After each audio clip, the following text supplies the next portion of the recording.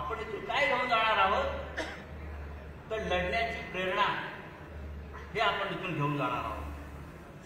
दशरथ माझी हे नाव आपण ऐकलं असेल. दशरथ माझी, ज्याला माउंटन मॅन, पर्वत पुरुष म्हणून ओळखला जातो. 22 वर्ष त्यांनी एक पहाड कापण्याचा प्रयत्न केला. एक पर्वत तो कापत होता. 22 वर्ष त्याला एक रस्ता बनवायचा होता. 22 वर्ष त्यांनी तो पहाड कापला. त्याने जेव्हा पहिला हातोडा त्या पर्वतावर मारला तेव्हा लोकांनी त्याची चेष्टा केली. हा दशरथ मागीला का वेळ लागले का? पण तो धैर्यानं हिमतीनं 22 वर्ष तो पहाड तोडत राहिला, कापत राहिला.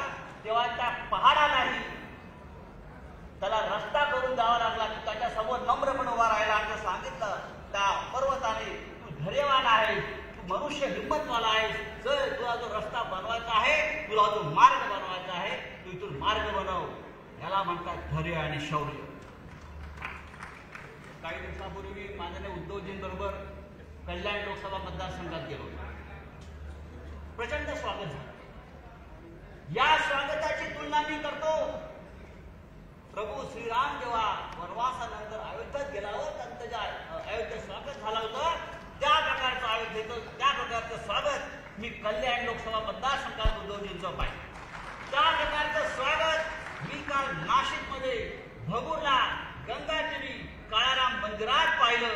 पण मला एका वाक्यानं माझं लक्ष वेधून घेतलं. त्या होर्डिंगवरच्या उद्धवजींच्या त्या होर्डिंगवरती 2 शब्द होते, संयमी योद्धा.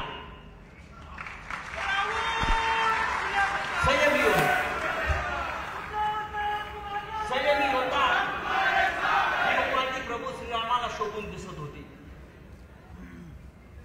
ही उपाधी आता उद्धव ठाकरेंना शोभून दिसते. संयमी योद्धा, संयम आहे आणि युद्ध करण्याची त्यांच्यामध्ये ताकद. रामायण अयोध्येत कमी घडलं आणि या पंचवटीत जास्त घडलं.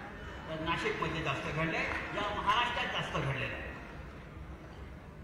रामाने जे अतुलनीय धैर्य दाखवलं ते या पंचवटीत दाखवलेलं आहे.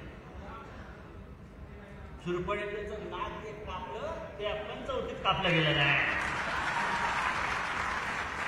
आणि रावणाविरुद्ध युद्धाची जी प्रभू श्रीरामानं तुतारी फुंकली ती सुद्धा या पंचवटीतून फुंकलेली आहे. आणि म्हणून आपण या इतिहास हे लक्षात घ्या. प्रभू श्रीरामाच्या हातामध्ये धनुष्यबाण आहे.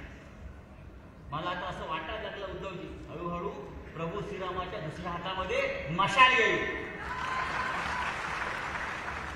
रामाला वाटेल आता धनुष्य नको, आता मला मशाल हवी आहे. आणि ही मशाल रामाच्या हातात घेऊन हा प्रभू श्रीराम या महाराष्ट्राला नव्हे तर संपूर्ण देशाला एक प्रकाशमान केल्याशिवाय राहणार नाही.